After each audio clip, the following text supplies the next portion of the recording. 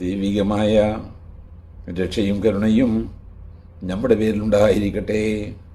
വിശുദ്ധ ഖുർആൻ സൂറത്ത് യാസീൻ അധ്യായം 36 വചനം 31, 32. ബിസ്മില്ലാഹിർ റഹ്മാനിർ റഹീം. ألم يروا كم أهلكنا قبلهم من القرون أنهم إليهم لا يرجعون. അവരുടെ മുമ്പ് പല തലമുറകളിൽ നിന്നും എത്രയോ പേരെ ഞാൻ നശിപ്പിച്ചിരിക്കുന്നു. അവർ ആരും ഇവരിലേക്ക് മടങ്ങി വരുന്നില്ല എന്ന് അവർക്ക് കണ്ടുകൂടെ.